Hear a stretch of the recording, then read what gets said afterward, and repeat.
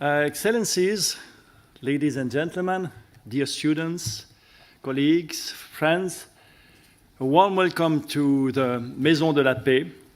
My name is Gilles Carbonnier. I'm a professor of international economics, and I serve as the director of studies here at the Graduate Institute of International and Development Studies. And tonight we have the great pleasure of welcoming Professor Joseph Nye for a lecture on, I think, what is one of the most critical questions of our times. What is the future of the American liberal order, and are we seeing the end of it? We are particularly honored to welcoming you, Professor Nye, at the Graduate Institute for many reasons, but I will just mention three of them. First, Professor Nye is and ranks among the most renowned and influential scholar in our field of international relations. Professor Nye has been, if I'm not mistaken, a faculty member of Harvard University since 1964. And he is currently University Distinguished Professor of Harvard's Kennedy School of Government, a school which he directed as dean between 1995 and 2004.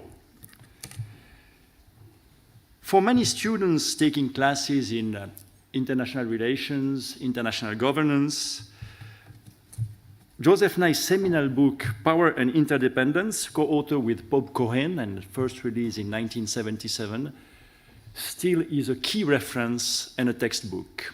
And as a matter of fact, we were just together in the library, and it was difficult to have Mr. Nye coming up to this room because he was stopped by students wanting to have an autograph. So this is also a testimony of the fact that beyond your books, which we have in the library, you're extremely welcome here.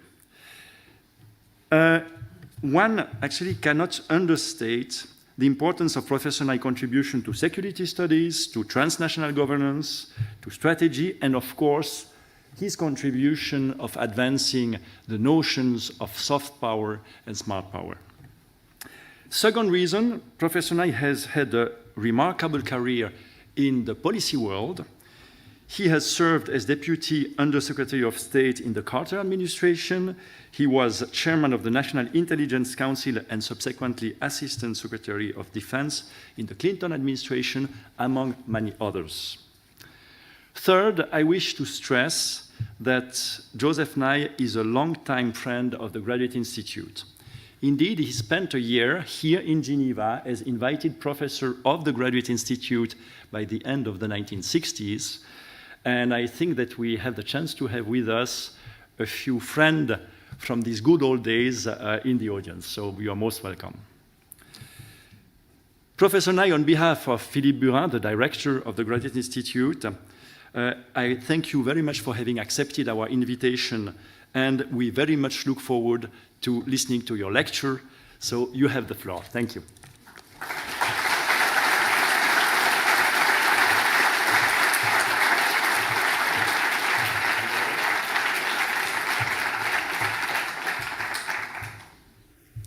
Thank you very much for that kind introduction. I must say it is a real pleasure for me to be back in Geneva. My wife Molly and I had a wonderful time here at the Graduate Institute, but my, what a difference. It has certainly grown and prospered, obviously in this spectacular building, but also in its reputation and its contribution to a very important field. So it's truly a pleasure to be back. Now, I'd like to tell you that I could answer the question that is up on the screen behind me. If you came thinking you were going to get the answer, it might be false pretenses. But rather than keep you in suspense, I think what I'll do is tell you how I would bet, because nobody knows the answer to that question. If I were to make a bet, I would bet that the answer to that question is no, but I wouldn't bet the mortgage of my house on it. So that's a preview of how I will try to analyze the extremely important question that we're facing.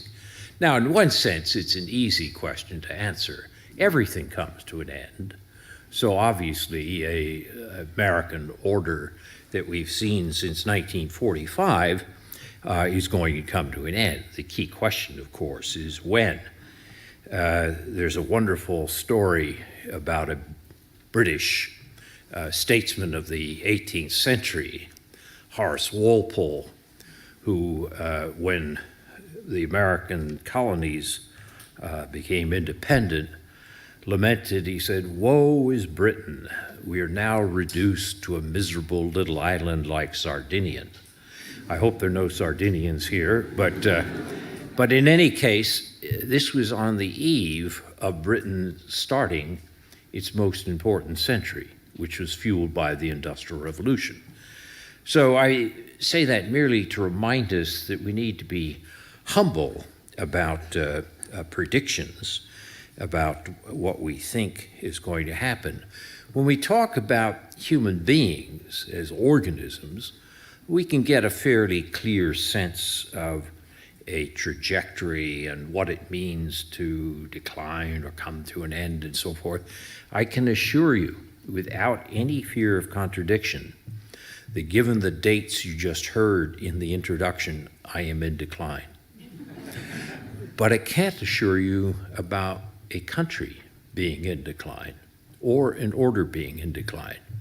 And that's why it's worth going through the exercise that I intend to try to structure for you, which is not so much to answer this question as to help you how to think about it, to get a more intelligent judgment or to make your own bets. Now, first of all, let's start with a baseline which is accurate. And very often people say that, we're in extraordinary disorderly times today. We've never seen anything like this. Well, in fact, that's not true. As Henry Kissinger points out in his recent book on world order, there's never been a truly global world order.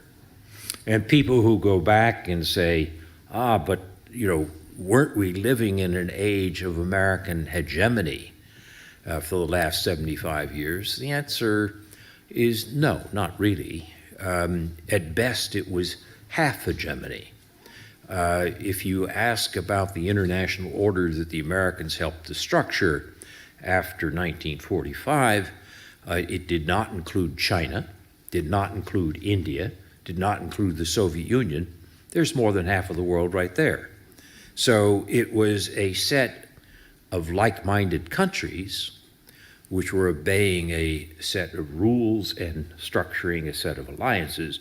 But this view that the world order was an American hegemony is again a bit fictitious. And unless we have a clear baseline, it's going to be pretty hard to get an idea of how we judge where we are today. But I think you can raise a question, a legitimate question, which is whatever you call the last 70 years or so, are we at an inflection point? Are we at a turning point in which we're seeing something which will look 10 years from now as a major beginning of a decline or a major point in history in which we'll say, aha, that was it? For example, my colleague Larry Summers, former Secretary of the Treasury, distinguished economist, had a piece in the Financial Times last week in which he said the big question that arose after Donald Trump withdrew the United States from the Paris Climate Agreement was whether this was an inflection point in history or whether it was a temporary aberration. And Larry is not alone on this. If you look at the writings of such distinguished columnists and observers as Martin Wolf or Philip Stevens, then you'll see very similar opinions expressed. Now, how do we go about thinking about this? How do we structure our thought to try to answer this question other than hunches and guesses? If you look at international relations theory, there's a theory called power transition theory, which is about what happens when one country rises, another declines, what are we to expect? And power transition theory is often associated with Thucydides and his famous explanation of the causes of the Peloponnesian War, in which the Greek city-state system tore itself apart, in which he said it was caused at base by the rise in the power of Athens and the fear that created in Sparta. And many people say that's the story of our world today, just as the last century world was World War I, which was caused by the rise of the power of Germany and the fear that created in Britain, and the fact that the European state system tore itself apart and Europe ceased to be the center of the global balance of power. What we're going to see in the 21st century on this analogy or this view of power transition theory is the rise in the power of China is going to cause fear in the United States, which is going to lead to some great conflict or conflagration, perhaps growing out of a minor incident. After all, the Peloponnesian War started with an episode at Epidamnus, which was of no great significance, but in that climate of power transition and fear, it led to escalation, which was of tremendous importance. If that view of power transition theory is correct, what I call the Thucydidean view, we're in for a very bad century, because a major war between the United States and China, which was once analyzed by the Rand Corporation as a war that the United States would win, but at enormous cost to both sides, that would be bad for the US, bad for China, and bad for the rest of the world. So that's one view of power transition theory, and a lot of people are writing about that and paying a lot of attention to it. The trouble that I have is that many people think only of that aspect of power transition, which you might call the problem of the rising power doing too much, and thereby frightening the established power. I have argued that there's another aspect of power transition, which is almost the opposite. It's that the rising power doesn't do enough. And to try to get people to focus on that rather than merely the age-old Thucydides problem, I've called that the Kindleberger trap instead of the Thucydides trap. Now, who is Kindleberger? Charlie Kindleberger was a very distinguished economist at MIT who was a student of the Great Depression and of the 1930s.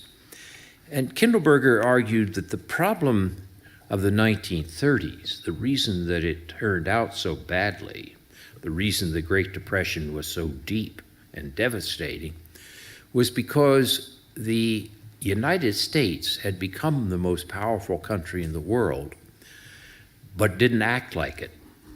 It was still a free rider. And Britain, which had produced global public goods in the 19th century, had been so severely weakened by World War I that it could no longer do the job. And the failure of the Americans to live up to their new position is the reason that you got in the 1930s what the great poet W.H. Auden called a low, miserable decade, a decade marked by a deep depression, by genocide, and by World War II. Now, to understand that, you have to go back to the question of what is an order and what are global public goods. A public good is something from which we all can benefit and none can be excluded. The simple example of this in terms of domestic politics is clean air. If we have clean air, it's going to benefit me, but I can't keep it from benefiting you, and that's a public good. And in a well-ordered domestic polity, we rely on governments to provide public goods because people don't do enough to tax themselves on this. The governments tax, the governments regulate, and that's how public goods are provided. But internationally, globally, there's no global government. And therefore, public goods tend to be underproduced.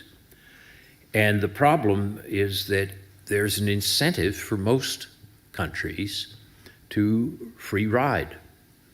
If you're a small country, let's take Switzerland, since we're in Switzerland, it doesn't make a lot of difference whether you pay a lot into a fund for global public goods or not. You're going to get about the same amount whether you pay or don't pay. If that's the case, then why not free ride? It's almost irrational to pay your dues if you're going to get the results without paying your dues. And that is the classic problem of global public goods.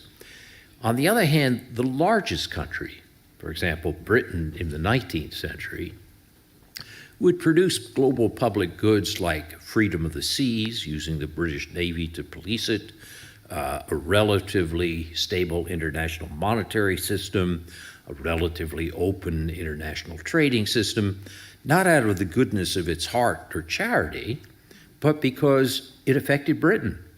And Britain was so large and so important that if it didn't do these things, it would notice and it would suffer.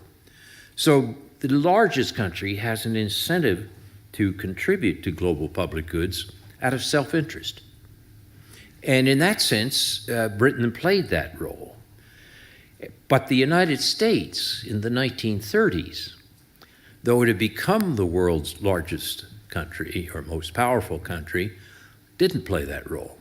For example, in 1928, the United States passed the Smoot-Hawley tariff, which essentially was called the beggar thy neighbor tariff. We tried to keep jobs at home by putting up tariffs, which meant others then raised their tariffs in retaliation. Tit for tat, it just drove international trade down. In 1933, Franklin Roosevelt, a great liberal president, one of our truly great presidents, was invited by the British to come to London to an international monetary conference to see whether there could be an agreement on a system to stabilize international monetary affairs and get us out of the Great Depression. And Roosevelt said, no, I'm not coming. He was thinking about the problems he had at home, which are 1/4 of Americans were out of work. And he had to focus, in his view, on that domestic political question, not go trotting off to London and have somebody twist his arm that he should be cooperative on international monetary affairs. And of course, he wound up taking the US off gold.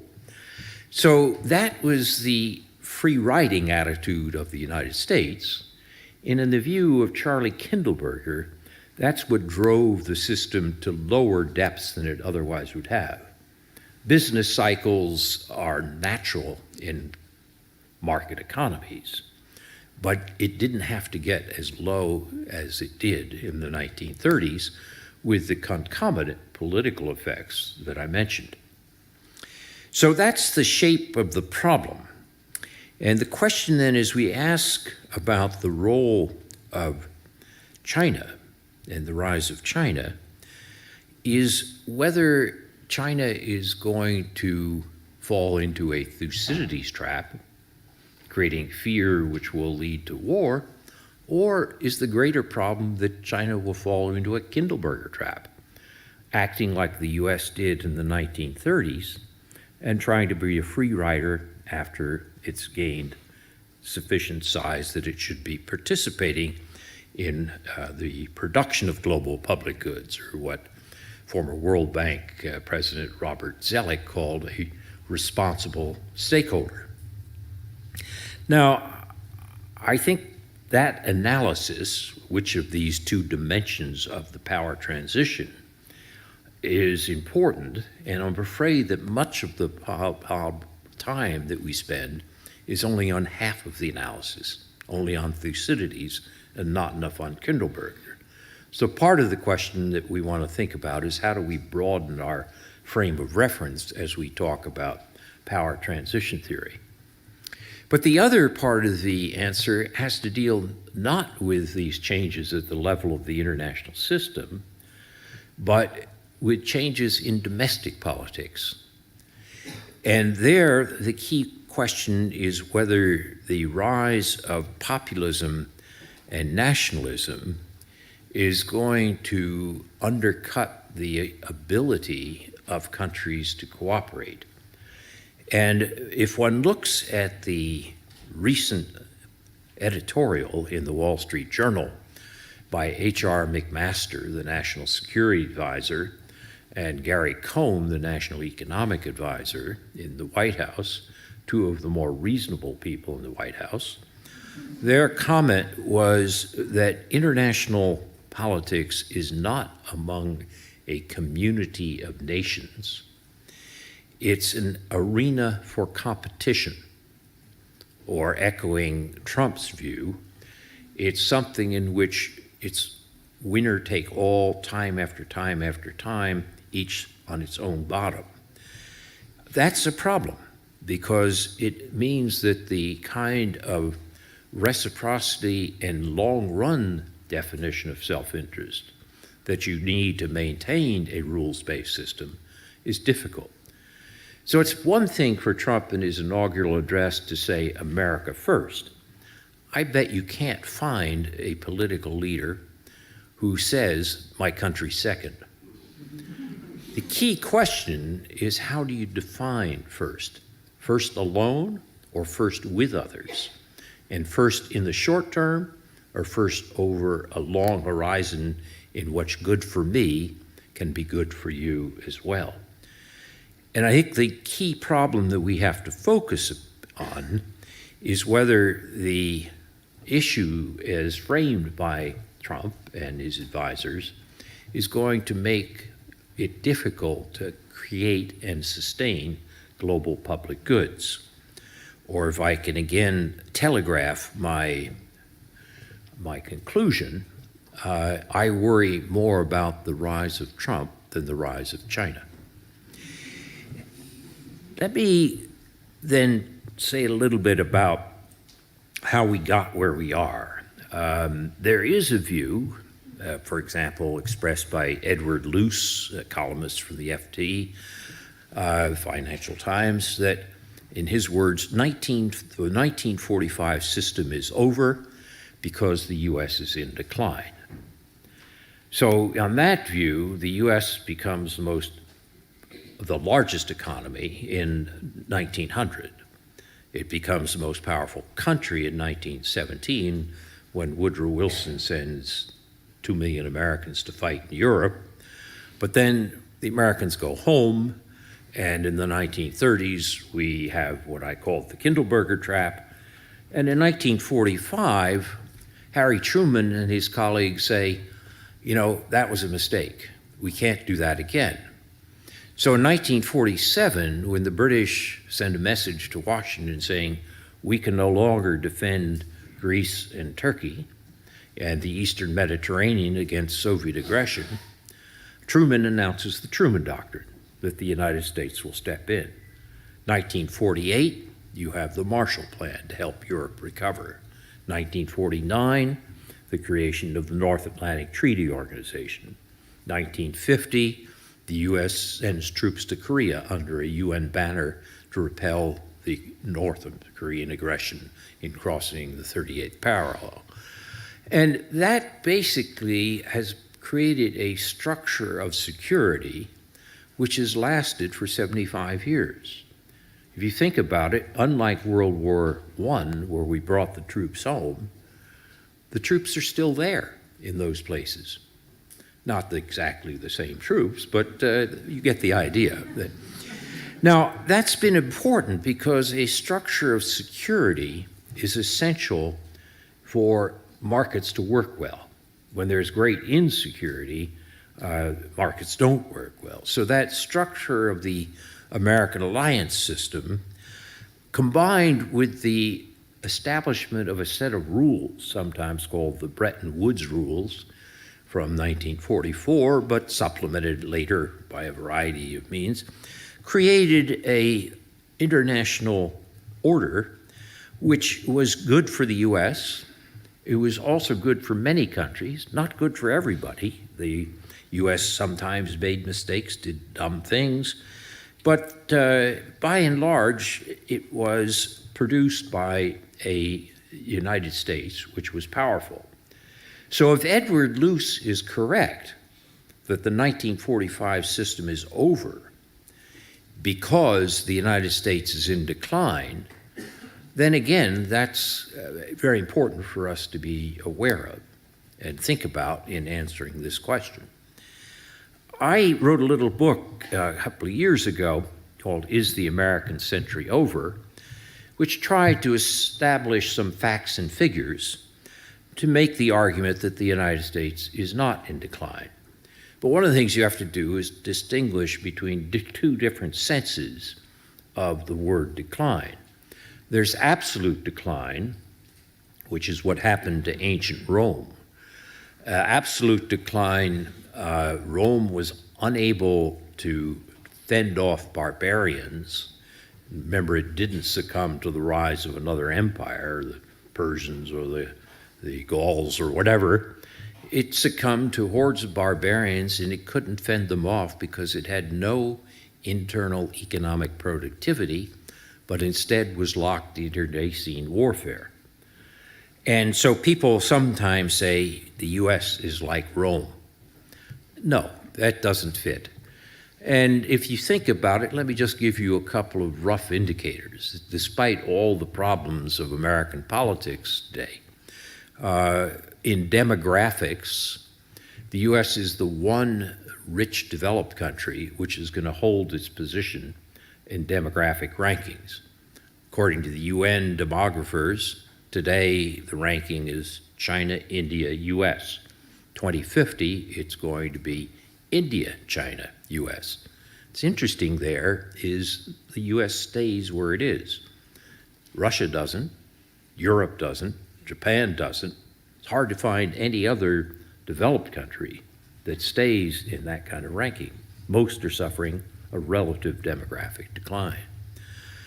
A second indicator, which I would say is indicative of why the US is not in absolute decline, is to look at the technologies that are going to drive economic and military power in the 21st century.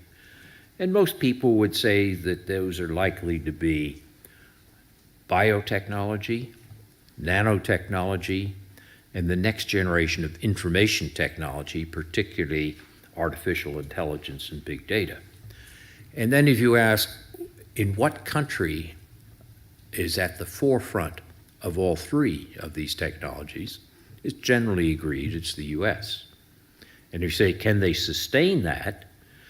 If you look at the rankings of universities by Shanghai Jiao Tong University, which ranks the top 20 universities in the world, they say that 15 of the top 20 are in the United States and none are in China.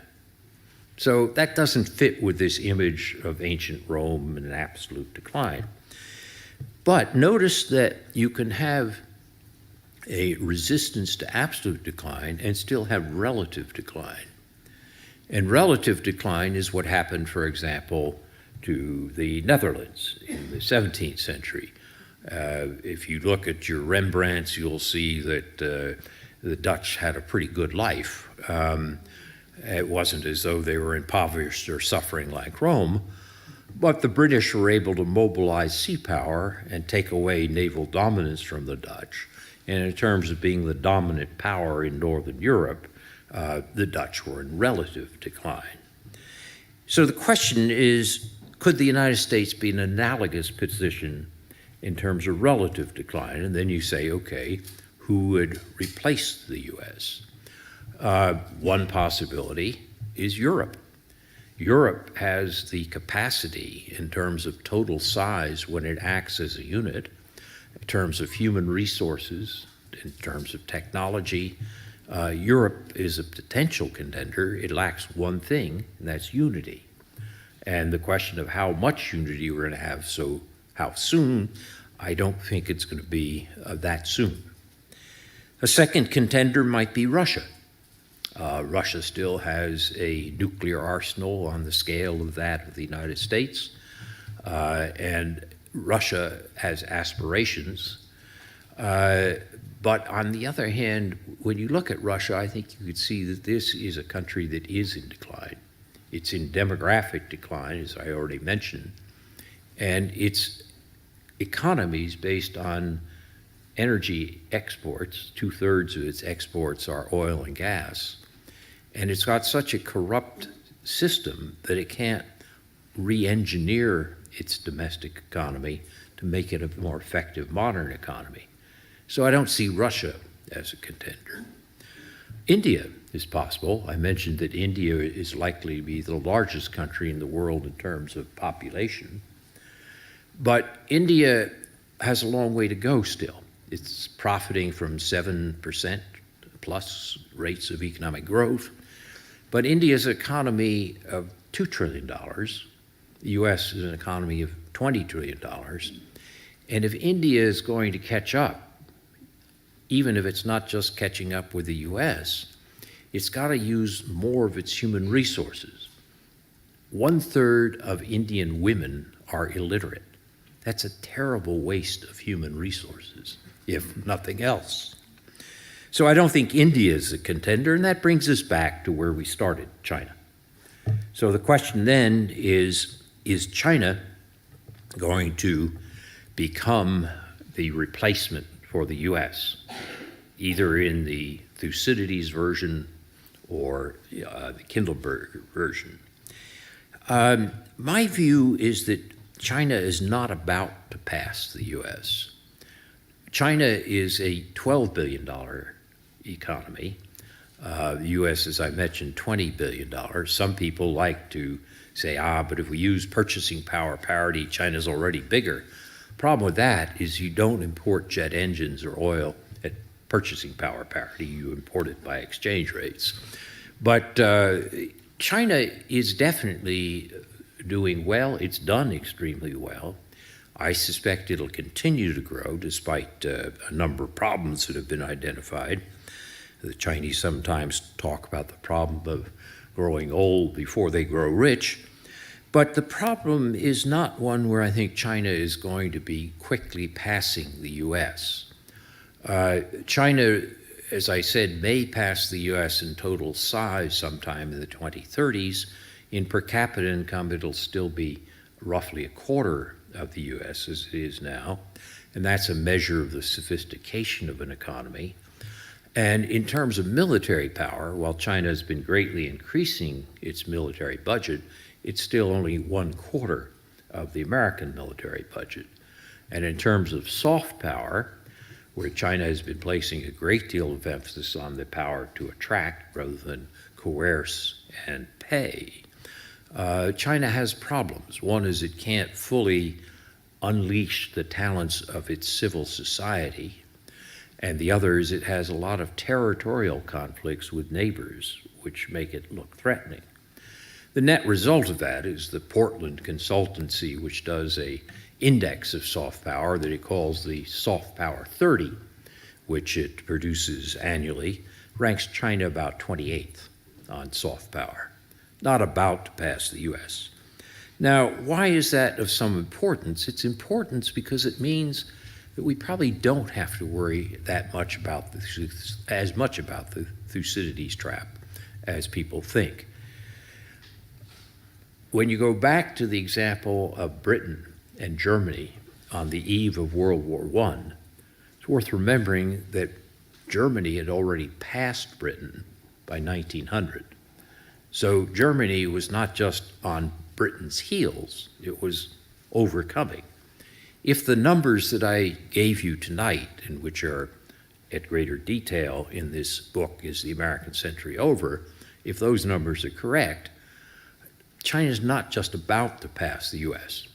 If that's true, we have time to manage this relationship. We don't have to succumb to fear. And if you go back to the original proposition by Thucydides, remember it had two parts: the rise in the power of and the fear it created in. We don't have to succumb to that fear because it's not something which is about to lead to overcoming or overpassing. So that pushes us back into this question of, will China become a responsible stakeholder? Will we avoid the Kindleberger trap? And I'm going to submit to you that actually the prospects for that are reasonable. If you look at China, China has tried not to overthrow the liberal international order, but to benefit from it. John Eikenberry, the Princeton political scientist, has made this point. He said, unlike, let's say, Nazi Germany, which is a revisionist power, which wanted to overthrow the system, so to speak, to kick over the table, China wants a seat at the table and wants to win more at the table for China, naturally, doesn't want to destroy the table because it's actually doing pretty well at the table. So in that sense, Xi Jinping, when he addressed the World Economic Forum at Davos in January, said that China had a strong interest in preserving the open international trading system. Donald Trump may have pulled out of the Paris Climate Accord. Xi Jinping has not. And if you go back to behavior of China before 2016, you'll notice that China has been able and willing to cooperate on global public goods. China and the US were at loggerheads in 2009 on climate issues. That led to the Copenhagen sessions of the UN climate group to fail, or not to succeed is a polite way to put it. If you look at Paris in 2015, Obama and Xi had reached an agreement on how they would approach this, which helped with excellent French management of the process in Paris, and with solid European support, which helped produce a success at Paris. So from 2009 to 2015, China and others went from being free riders to setting up a framework for producing global public goods in the climate area. Or to give you another example, also in 2015, the United States and China had been at loggerheads over rules for cyberspace, each accusing the other of unfair practices. And the United States said, all right, we're both going to spy on each other. Nations have always spied on each other. Having an agreement not to spy is not very useful.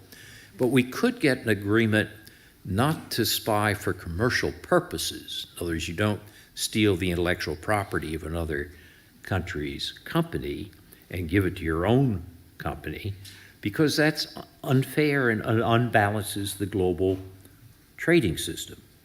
The Chinese very dubious about this, but they changed their position. And in 2015, September 2015, Obama and Xi reached an agreement that they would not use cyber espionage for commercial purposes, and they took that agreement to the group of 20 major economies and got a broad support for it. That, again, I would submit, is cooperation in producing a global public good. So the interesting question of whether it's possible, well, I don't want to leave you with that. There's also the possibility that China won't cooperate, and China's rejection of the Law of the Sea Tribunal settlement or judgment relating to the South China Sea is a case where China didn't cooperate in producing a global public good. So I don't want to say there are no problems with China. I'm just saying that the view that China is not going to participate in this system because it wasn't invented here and they're going to kick it all over, that's not quite right. And there are prospects that we can avoid the Kindleberger trap. So that's what brings me back to the question of Trump and the domestic politics. We're going to see more and more issues that are transnational issues. Climate is a good example, financial stability, rules for cyberspace, transnational terrorism, which no one country can deal with by itself, whether it's China, the US, or anybody. And that's going to require a approach in which we think of power not just over others, but power with others. In other words, if we're going to deal with climate, I just used that example, it's going to be joint work, not one coercing another.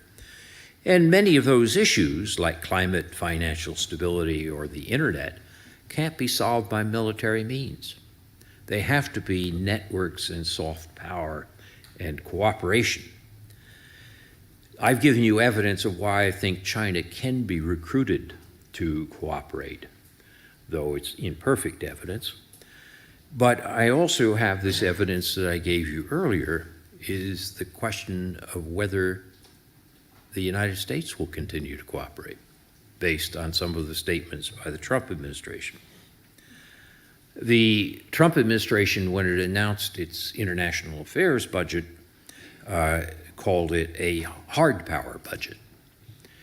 And basically, it cut funding for the State Department and the UN by about a third. And they found this a matter of some pride. But it's worth noticing that one of the people who dissented from this position was General Mattis, the Secretary of Defense, who said, if you starve the State Department, you're going to have to buy me more ammunition. And he said, let's remember that the United States has the power of intimidation, but it also has the power of inspiration, and that is soft power. So, ironically, the general in charge of the Pentagon understands that better than the civilian in charge of the White House. What we don't know is how long the Trump administration will continue the attitudes it has now. Sometimes people look at the 2016 election and say, this is a wave of populism that is sweeping away the global international order. But it's important not to overinterpret the 2016 election. What we do know is that Trump was not elected by the majority of the American people. He was elected constitutionally, but by 46%. We also know that if you look at the 2016 election and the actions that Trump has taken, like the withdrawal from Paris, that they're actions which are basically to appeal to his hardcore of populist support, which some estimates have said are about a quarter of the population.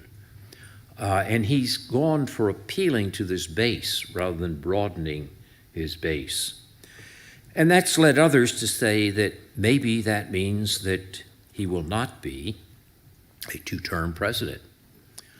And if that's the case, and you have situations where the majority of American opinion supports the Paris Accords, opinion polls by the Chicago Council on Foreign Relations show that 65% of Americans want to continue to have an active international foreign policy. And if you realize that in terms of financial capacity, the United States spends about 4% of its gross domestic product on defense and foreign policy, and that's less than half of what it used to spend at the height of the Cold War. There is a capacity there, both in public opinion and economics, for the United States to continue this order that we've seen since 1945. But what we don't know is what will happen when you have a very idiosyncratic and unpredictable man in the presidency. And that's why I'm very reluctant to bet the mortgage of my house on this. If Trump turns out to be a one-term president, then I think my original bet that I placed in front of you, I think I'll have a chance to win, in the sense that much of the damage that'll be done will look, in the terms of Larry Summers' Financial Times article, from the perspective of 2030, will look as an aberration. This was an odd 4 years during a very different type of presidency because of a very different type of individual. On the other hand, if there's some event that changes public opinion in a dramatic way, for example, another 9/11 or some major terrorist event, and public opinion then basically rallies behind Trump, because in times of crisis, that's what happens.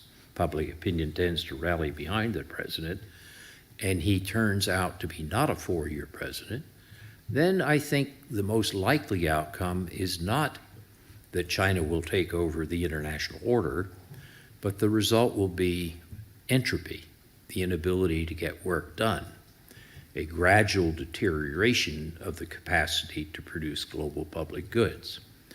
So those are two pictures of the future. I've told you I don't know the answer. That's true. I've also told you that I'm willing to make a bet at a modest level that the answer to my question behind me is no. But all I can say is I hope what I've done for you this evening is giving you some intellectual apparatus to structure your own answers and your own bets. So thank you very much.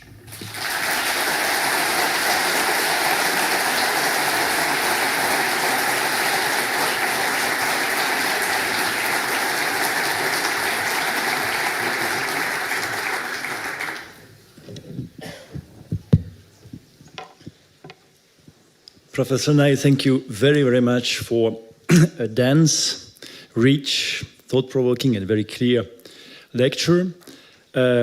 You have started through the lens of power transition theory to look at what might be the story of the potential relative decline of the US, whether we might be seeing a trap a la Thucydides, or whether we might see another trap a la Charles Kinderberger. And we have now time for a conversation with the audience, and I will abuse my position to ask the first question. We are here in Geneva, as you know, very attached to multilateralism in the number of areas, including, of course, human rights and trade. And 2 weeks ago, we had here the US ambassador to the UN here in Geneva. And the question was, what next in terms of the US position and work, for instance, within the Human Rights Council? And my question is, do you think that even if we see a one-term Trump regime, do you think that the changes that we have been seeing in terms of investment in an open multilateral trading system and the investment of the US and leadership in the multilateral human rights system might go unaffected, or do you think that we are seeing a real change which will perdure even if we see a change after this first term? Well, that's a very important question, and I think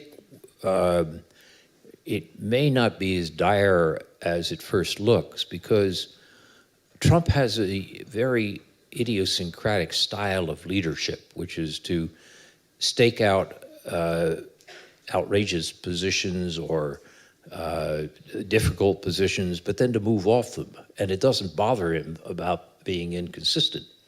So, for example, in the campaign, he said he was going to declare China a currency manipulator on day one of his administration and slap 40% tariffs on China, which would have been pretty devastating for an organization just down the street here. He hasn't done that. Day one is long past. And he said in the campaign that NATO was obsolete, but 2 months into his presidency, NATO was no longer obsolete by his statement. He has said that he was going to move the American embassy in Israel from Tel Aviv to Jerusalem. It hasn't happened yet. So there's a lot that we don't know about what will happen. He was going to tear up the Iran nuclear agreement. he hasn't torn it up yet. Doesn't mean he might not tear it up tomorrow. So I find it difficult to answer your question honestly, because frankly, none of us quite understand the strategy behind what Trump is doing. Usually with a political leader, you can see the strategy, and that gives you some sense of prediction. If you don't believe in institutions and you don't make a strategy clear, and your style of leadership is by surprise and attack and not being predictable, which is what his style is, growing out of his background as New York real estate and reality TV. It's very hard. No, but seriously, that's what the man's framework is. And if we're trying to understand policy, we have to think not how would I do it, but what is his mental framework. So I tend to think that on a lot of these things, he has backed away. And I don't think that the damage will be permanent if it's a 4-year presidency. After all, on Paris, our full withdrawal, whatever that means, doesn't occur until after the 2020 election. And in the meantime, many cities and states and non-governmental groups are taking the lead at home in terms of reducing carbon emissions and so forth. So I think the bark is worse than the bite, but again, I'm not going to bet too much on it. Thank you very much. So we are moving to the audience, and we have a few people with microphone. We'll take a first question here, please. Yes.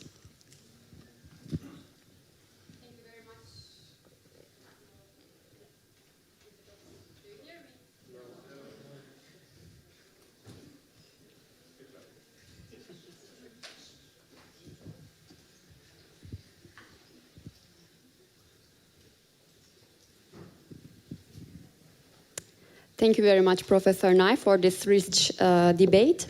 I would like to shift the debate a little bit towards multinational organizations and actually companies.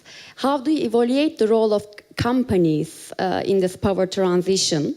Do you think they have been doing enough in terms of protecting the global good and preserving the welfare of the labor, most importantly?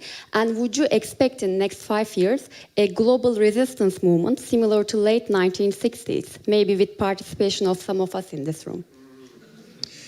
Well, maybe with yourself as well.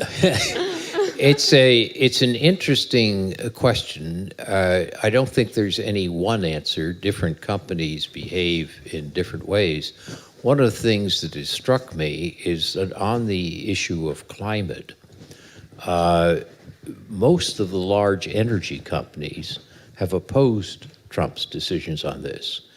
And Rex Tillerson, the Secretary of State, who used to be the CEO of Exxon, actually has said that climate change is important, and he was opposed to withdrawing from Paris.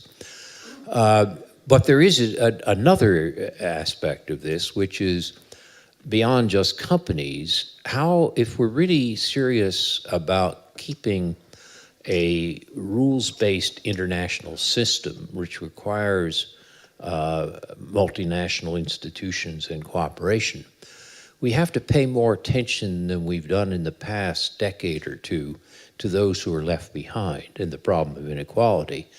There is a proposition by John Ruggie, my colleague at Harvard, that the difference between 1945 and 1914 was not the degree of globalization, but the fact that the welfare state had come in. And he called this embedded liberalism. And that meant that even though it was still a market economy, it wasn't like 1914 where it was winner take all. And that embedded liberalism meant that you could have political stability while you had rapid globalization. Another of my colleagues, Danny Roderick, an economist, has said the problem that we've seen in the last decade or two is information technology greatly speeded up the development of global supply chains, which speeded up globalization, but it also undercut this embedded liberalism. So a lot of people who voted for Trump had been working in factories in Ohio or elsewhere, let's say the Middle West, and lost their jobs because their jobs went to China or to Mexico or whatever. And the American political system has something called trade adjustment assistance, but it doesn't work very well. And it means that if those of us who think it's important to maintain a liberal international system are serious, we have to think more about making sure that the benefits are better distributed. And we have to deal more seriously with the problems of inequality. I'm not sure that a 1960s style movement does this. Sometimes some of the actions in the 1960s were counterproductive. The actions produced reactions, which were not always in a positive direction, but sometimes in a negative direction. Students for a Democratic Society, for example, which wound up bombing academic buildings, including one in which I worked, did not generate a lot of support, just the opposite.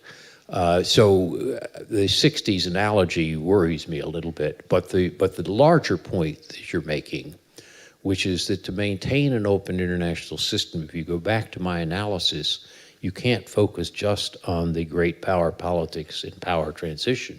You have to focus on the domestic support, and that requires making sure that we don't lose this embedded liberalism and pay more attention to the equality problems which are necessary for supporting a democracy. Thank you. We have you, Madam. Yes. Should I stand up? Okay. Thank you. Dr. Nye, thank you very much for this very interesting lecture. My name is, Vera, and I'm a former Duke graduate, and I've just graduated here at, I've received my PhD here at the Graduate Institute. I'd like to focus on soft power, which is one of your, which you coined this word and this term, and I strongly believe in it. Having studied in the United States and having witnessed what it is to have soft power. However, I think that perhaps we're focusing today on Trump a lot, but I think that the United States lost its soft power long before. I think there's been a disillusionment in the liberal world order, and which the United States promotes. And I'd like to quote Confucius, as you quoted earlier, Thucydides. Confucius said, "The object of the superior man is truth." And I think that the superior man or country lately has not been promoting the truth. And if I may say, a lot of disillusionment in terms of if we want to really keep this international world order, and where you're saying we're producing global public goods, I think that rather than public goods, a lot of wars have been created, and a lot of these have not been necessarily innocent wars. So I'd like for you to speak to that part of perhaps, do we want China to continue this kind of world order? And how can the United States help in changing this type of movements lately? Well, it's a very important point you make, and I don't want my focus on Trump to seem as though it was a partisan issue or a criticism just of Trump. I was trying to be analytical rather than partisan on this. There have been various cycles in American soft power in the past when America has lost soft power. The most recent was after George W. Bush's invasion of Iraq in 2003. And you can look at the public opinion polls in Europe, Latin America, most of the world, and you'll see that in Western European opinion, for example, the United States lost about 30 points of attractiveness, according to most polls, because of Bush's invasion of Iraq.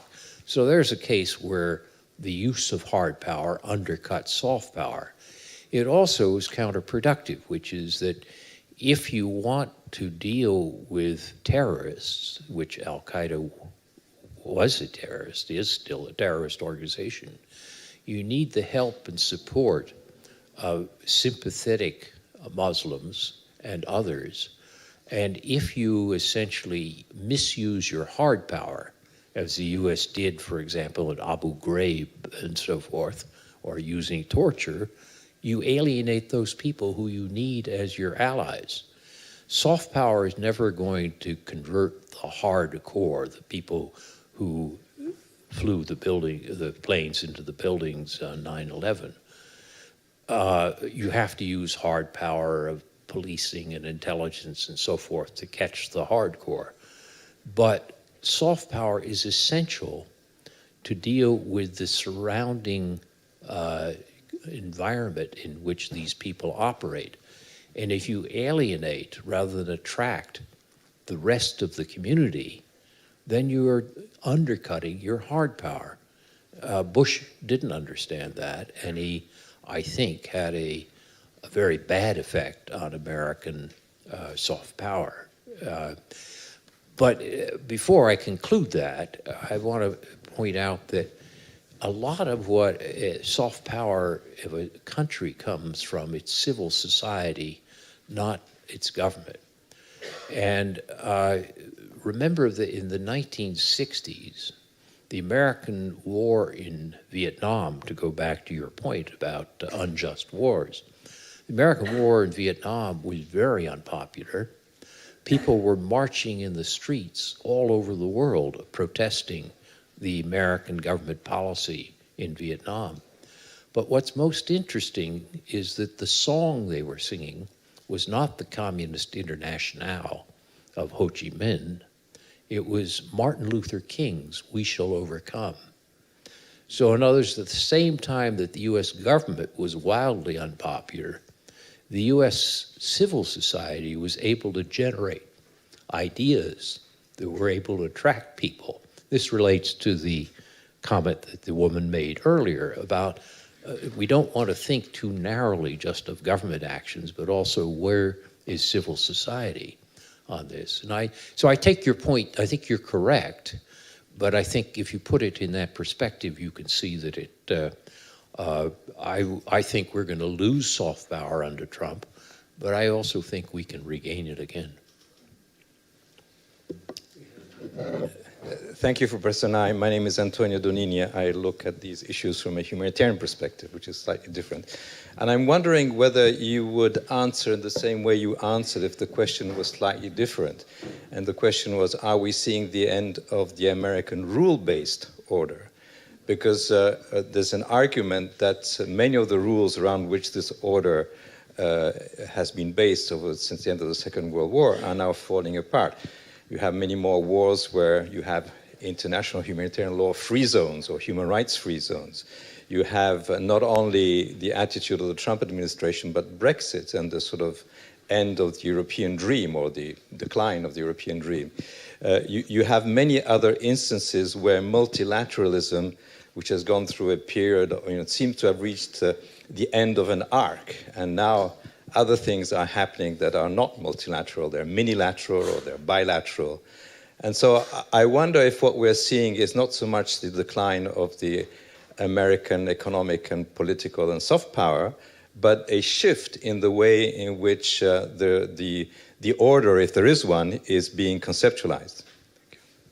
Well, that's very interesting, because as we look at the liberal international order, we assume that the economics, the global commons and values like human rights coincide, and they may not. They may vary differently.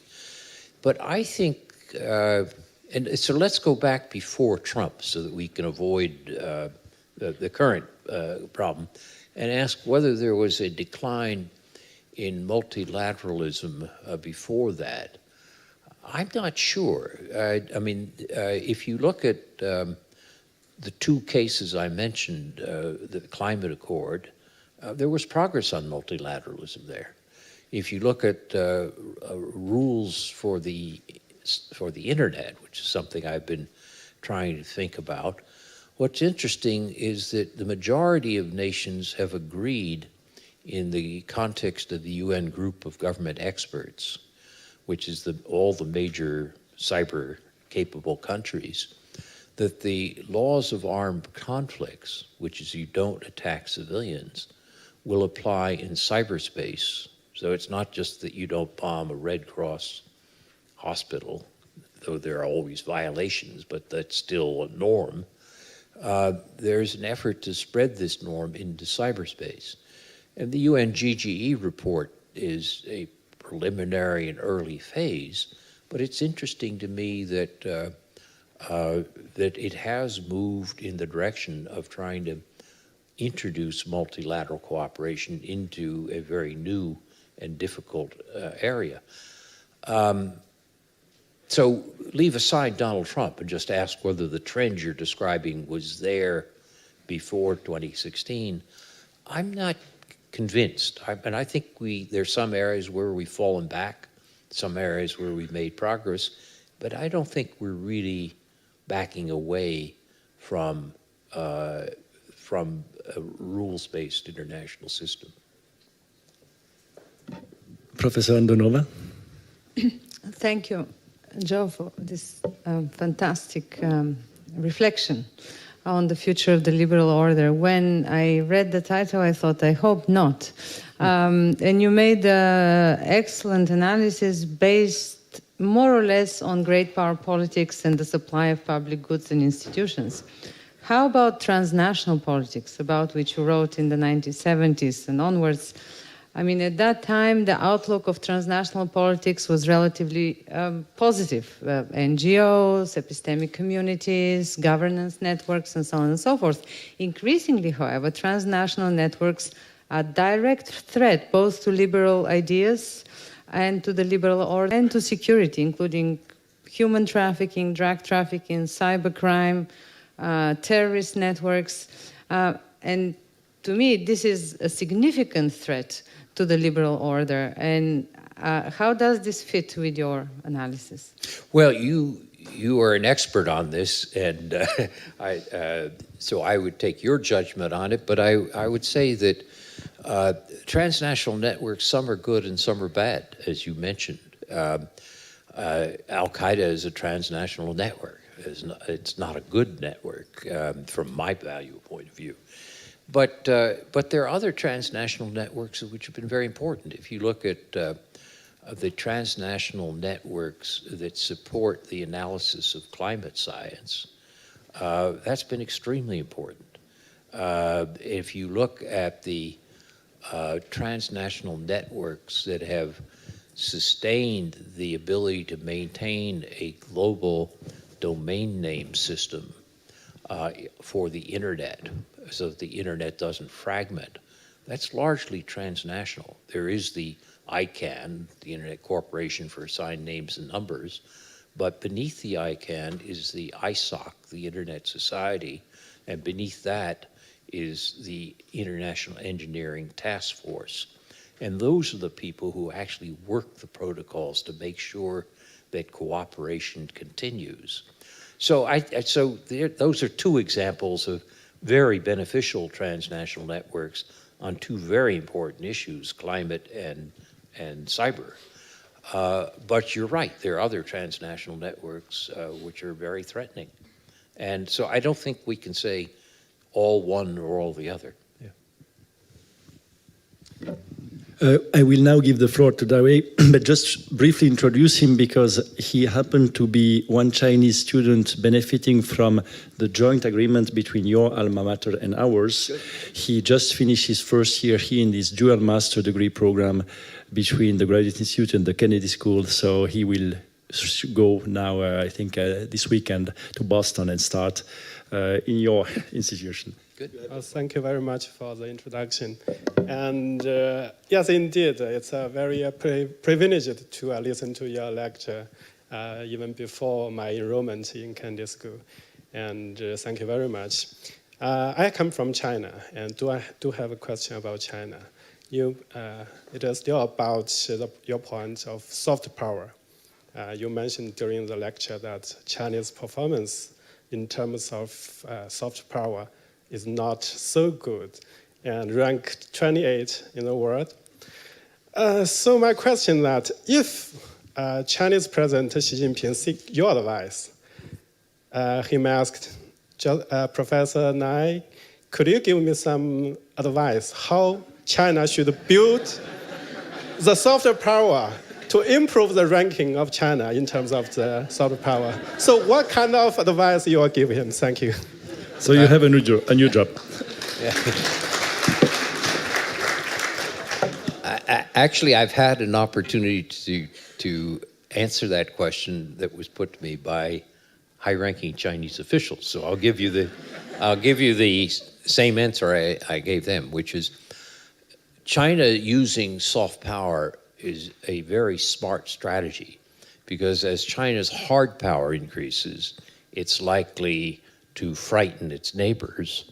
And if you can at the same time increase your soft power so that you become more attractive, they're less likely to form coalitions against you. So when Hu Jintao told the 17th Party Congress in 2007 that China had to invest more in its soft power, that was a very smart decision.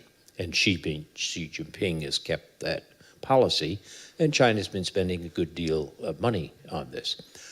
With that said, there are two things that limit Chinese soft power, which I referred to very quickly in my comments. One is, if it's true, as I argued earlier about the United States, but I think it's true for China as well, that a great deal of soft power comes from civil society, not just from government policies, then the extent to which the Communist Party insists on controlling civil society in great detail undercuts a great source of Chinese soft power. A good example of this would be Ai Weiwei. Brilliant, a creative individual, but not properly treated by the Chinese government. If China should be developing and encouraging many Ai Weiweis, even if it makes it a little difficult for party control. So that's one thing, which is relax and allow civil society more leeway. The other is China has, and this affects Chinese soft power primarily in relationship to its neighbors, not in Africa or Latin America, for example. China has territorial disputes with Japan, with Vietnam, and with India, among others. And to the extent to which China pushes those territorial disputes, it creates fear in those countries. So sometimes people say the United States is trying to contain China, but that's not true. If you look at containment in the Cold War, we had almost no trade and no student relations with the Soviet Union. We have a lot of trade, including a deficit, and 300,000 Chinese students in the US today. I think that's a good thing, but that's not containment. That's a policy of engagement. But I argue that what China does is practice self-containment. The more you threaten the Philippines and Vietnam, such as putting an oil drilling rig off an island that the Vietnamese think is theirs in the Paracels, the more you drive them into our arms. So it's not that the Americans are out trying to contain, it's that the Chinese, by frightening their neighbors, drive them into relying on the Americans. So the secret for China is at the civil society side, relax. And on the relationships of conflict with your neighbors, create codes of conduct, go a little lighter on how hard you push these territorial disputes. You're going to be the largest power in East Asia. You don't have to push so hard on every small advantage. So take a, essentially, I guess what I'm saying is relax and you'll do well.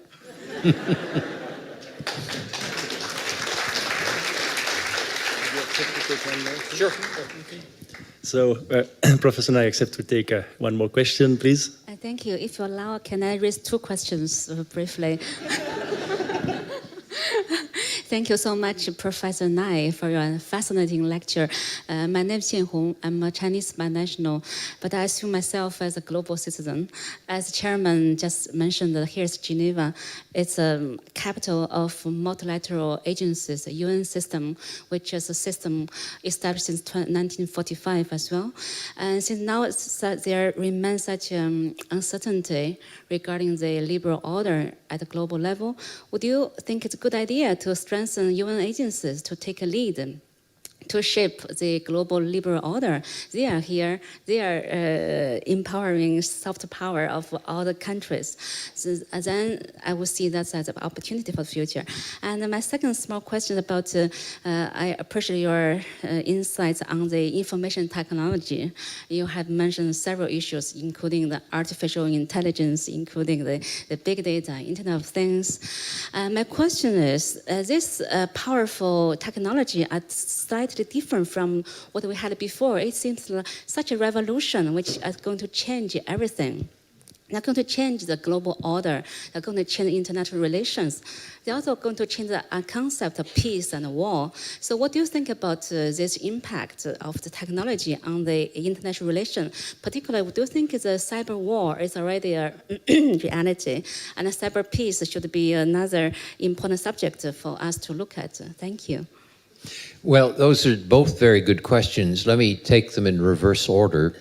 I think that we can imagine avoiding major cyber conflicts. I've just published an article in the journal International Security called Deterrence and Dissuasion in Cyberspace.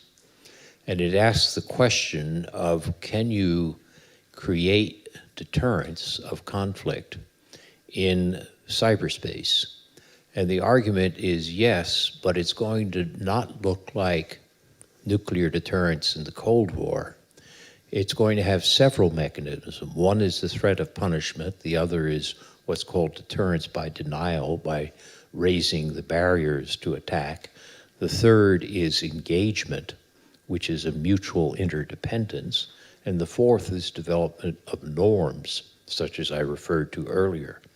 So if you want to follow this, look at the last issue of International Security, and you see my view of how, despite these radical changes in technology that cyber represents, that there still are ways that we can manage to avoid destructive conflict. On your first point, which is a good point to end on, I think, given the importance of Geneva and the Institute and multilateral institutions, I have a long-standing commitment to multilateral institutions, and including the UN system. But I think we have to be realistic that unless the large powers cooperate within those institutions, the institutions can't do it by themselves. And I think if you look at the example I gave about climate, is if you try to get 189 or 193 countries to sit around the table, and as you know the UN process, it's very hard to get much done.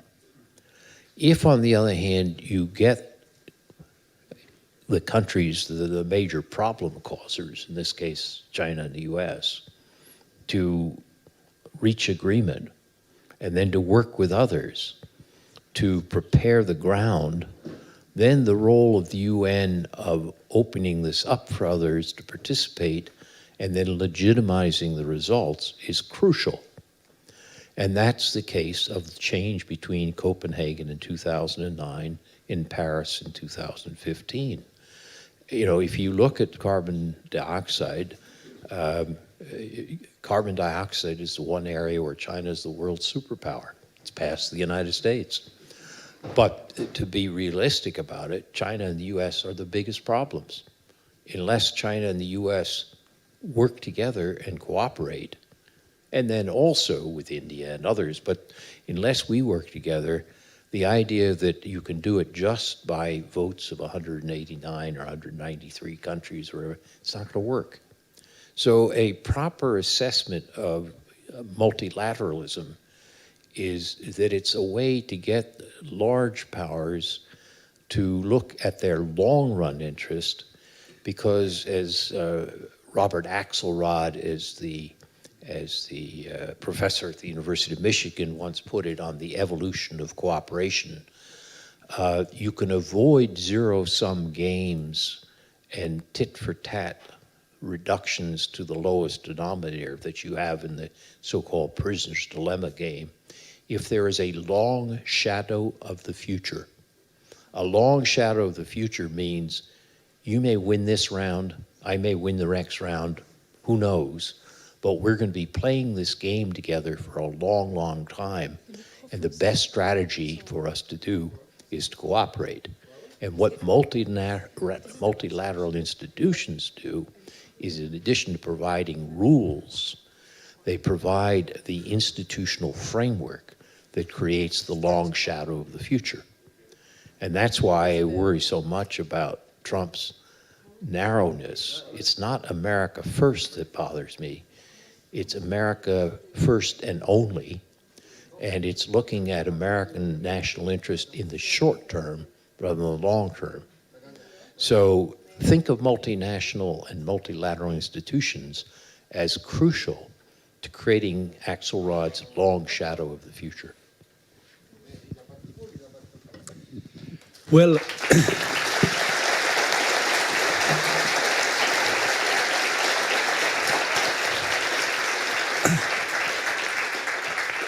Professor Nye, I think the applause is bear witness to our deep appreciation of the food for thought that you have given us this evening. This conversation now is drawing to a close. I realize that I neglected a bit the left wing of the auditorium, but be reassured that this was not politically laden. Sorry for this, but I wish really to convey on behalf of all the participants this evening our sincere gratitude for your lecture and for participating in the discussion. And I want to let you know that since you came here for a year, by the end of the 1960s, you are welcome anytime to come back as an invited professor at the Graduate Institute. And thank you very much.